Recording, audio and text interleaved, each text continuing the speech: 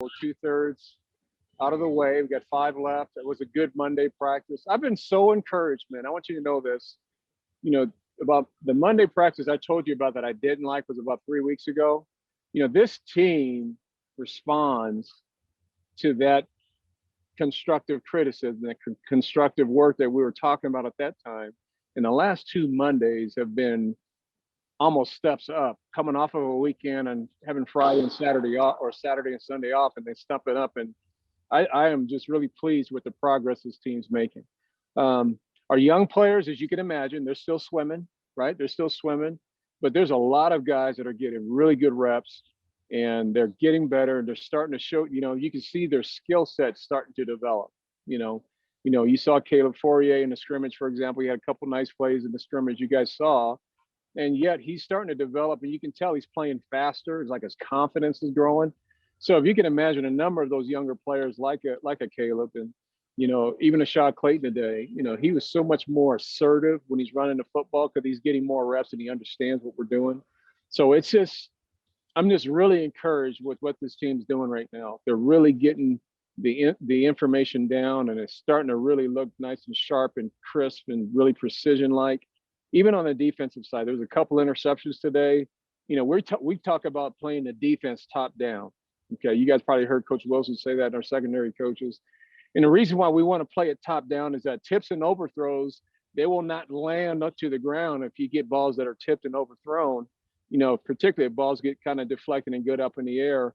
And lately, our secondary, our safeties have done a great job with those tips and overthrows, where they're falling in their hands, and they got great vision on where the quarterback's looking and throwing, and they're actually starting to pursue and take the right angles at the receivers. And when the ball's not quite on the money, and the ball gets tipped, and it's just like what you guys saw in the scrimmage. A couple of those things happened in the scrimmage that happened again today.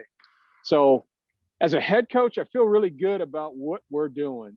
I think philosophically they're starting to understand why we play with that philosophy, because it's working out on defense and even on offense. The things that we're doing, why do we do certain things? It's all really starting to tie in, and like that light bulb starting to really start to glow a little bit stronger. So I'm really encouraged about today. Hopefully Wednesday and Friday, again, we're gonna have another big scrimmage at the end of the week, but I would say for a Monday, that was really what I was looking for. It seems like you're really enjoying coaching in spring. When you played and when you started coaching, there were 20 spring practices. You kind of wish there were still 20? I would take yeah, exactly. I would. Now, you ask the players, I'm sure they would say, no, I don't want to do that. But I would say for me, I would love to have that extra time, just because we have so many young players that are really starting to gain confidence, and are starting to play a little bit faster and not being so gray in their thinking. So you can see that they're starting to trend in the right way. Great. All right. First question from Brian Howell. Hey, Karl, I was just curious. I know it's not as stressful as it was in the fall right now, but how much of an issue has COVID been for you guys? I mean, have you continued testing every single day, or is it just practice days, and kind of how much of an issue has it been? It's still an issue, Brian. It really is. It's not as, I would say, as hard of an issue as it's been like in the fall, right? We are testing every day. So we do the antigen testing on Monday, Wednesday, Fridays, and we do the saliva testing on Tuesdays and Thursdays. And for the most part, we've had a few guys, we have a handful of guys that are still have the virus, or going through the return to play philosophy, so to speak, with the guys that have had it. But I would say in all, though, they've handled it pretty well. And then hopefully, we're hopefully get this, I guess I can say this, we're trying to arrange for our whole team to get vaccinated, at least having that first shot by the time we end spring practice. So if we can do that, but then if they can get that second shot, whether they're at home or wherever they are in May, prior to coming back here in June, that's the goal, is to try to get everybody vaccinated by the time we start the June process. And I think we're going to do that. So as soon as we do that, we can probably have, we won't be mandated of wearing masks so much, at that point in time. So we're hoping that's going to be the case now, with June being open and recruiting, and June also being a time we're back in summer access. So, hopefully it'll look very similar to what a normal year would look in June. But I think the goal for us, though, in dealing with COVID, we're trying to get everyone vaccinated. So far we probably have maybe 25 to 30 guys that have had their first shot, but we're trying to get the bulk of this team getting that vaccination, that first shot done by April 30th. Okay, Adam, Mr. Tiger.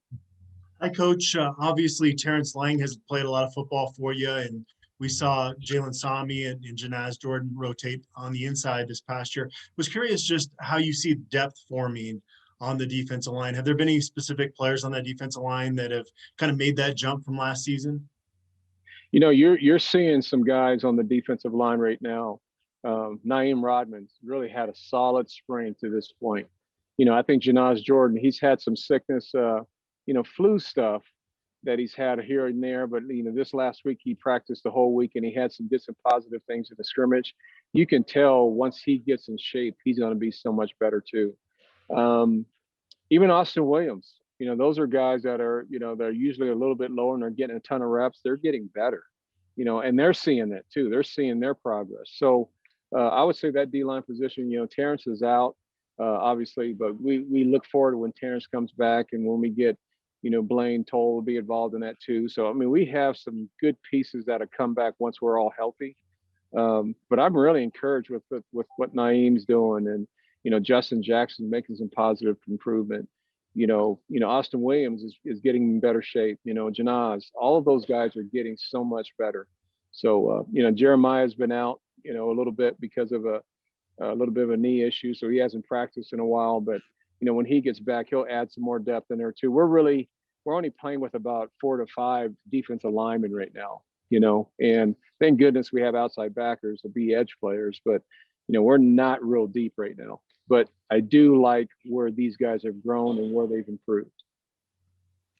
Let's go to Neil Welk. Hey, Karl, how much, how grown is the excitement level for this spring compared to a lot of other spring practices that you've been through at the college level? Is there more engagement, more excitement, maybe because they didn't have one last year and because last fall was such a short season? I believe it's more excitement, Neil. We missed spring last year, and all these players that are here practicing and working on their, on their skill sets and learning our system, they're all right now chomping at the bit about getting the reps and getting some meaningful reps that, maybe in this fall it's hard to get everybody reps, right? So at least this spring we're getting everybody a ton of reps, whether you're a walk-on status or, second team, doesn't matter. We're getting everybody reps. They're getting a chance to really showcase what they can do. And that's really the goal for me in this spring is you're trying to develop the depth in your program. You're trying to see who you can count on that maybe they're not starters, but they can be a top reserve and help us on special teams. There's a lot of things that we're really making that evaluation on. And I feel good where we're at. We're so much further ahead now than where we were last fall, at any point last fall. And that's encouraging. We want to continue to stay on that path that will get us to be a really good team at the start of the season. But I like where we're at. Justin Guerrero. Karl, when we had last spoken with you after Friday's scrimmage, you had mentioned that Jarek Broussard was a little bit banged up and he didn't partake in that scrimmage. I'm just curious at this point in time, what his level of participation in practice is, and do you anticipate him being held out of this upcoming Friday scrimmage? We're going to have to treat that, day by day. He's not, he's out of, he was in a walking boot just to try to get the swelling down and all that stuff, the last couple of weeks. I think he's out of the boot now, and I think we'll see what he can do as we progress. He didn't practice today. He did some stuff on the side, but we're hopeful that maybe he can do a little bit more on Wednesday, maybe be able to practice on Friday. But we're taking that a day at a time for him. I look at it too, Justin. It's like you said, we're not playing any games right now. It's not like we're trying to really push him to get back on the field. I want him to be back on the field when he's healthy enough to protect himself and he feels like he can do the things that he normally would do. So it's not really a life or death issue right now when guys are nicked up. I'm trying to be smart to make sure it doesn't become more significant than what it actually is. And Brian Halligan. I think we're going to be talking to Daniel Arias here in a little bit. I was just curious what you've seen out of his progression. He's always kind of had that skill set to be a really good player. Do you see him kind of putting some things together to where he can be a more productive player for you than he's been? Absolutely. And you can tell every time he's out practicing, he's so much more confident. He's so much more assertive. You see in his speed, you feel his speed on the field. It's because he's a lot more comfortable knowing what his information is and what he needs to perform and do. You know, he had a great game. He had a great catch, and you guys saw last on Friday in the end zone on a go route. You know, he's to me he's a completely different player now than what I saw him in the fall. You know, not knowing him all that much in the fall, and I saw this big athletic kid that's strong and fast, but I didn't see the assertiveness and him being confident that he knew what he was doing.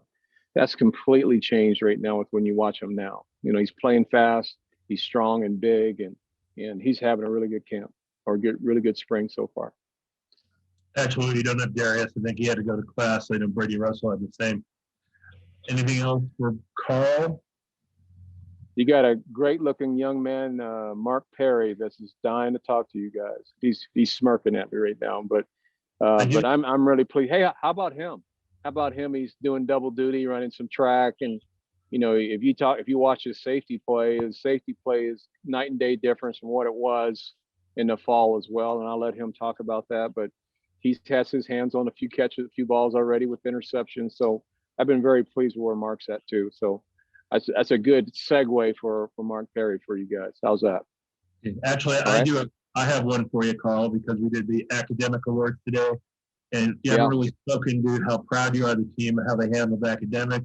You had 11 guys pull off 4.0 semesters, and Jamar Montgomery and Jaden Simon were most improved athletes. So do you want to speak to a bit about how they handled academic? Absolutely. I mean, I'm so proud of those guys because they all have listened to my message about how important it is for them to be competitive both on and off the field. So when they're starting to understand and be the competitiveness in the classroom, and that's really taking shape where you're seeing the whole team, the whole GPA of our team is really elevated. And you like David mentioned, there's a number of guys that have got these 4.0 semesters, and they're doing really well. So I think they're starting to resonate and listen to my message about, you know, whatever we do in our program, we're going to compete at it. You know, I'm going to compete in the classroom, we're going to compete on the field, so that it's a complete similar correlation in anything they do on campus. And I'm encouraged that they're making that progress. And I know Jarek Broussard had a nice little academic of the week honor too that you guys just saw too. So, you know, a lot of these guys are stepping up, doing some really good things, and that's kind of how we see ourselves in the future.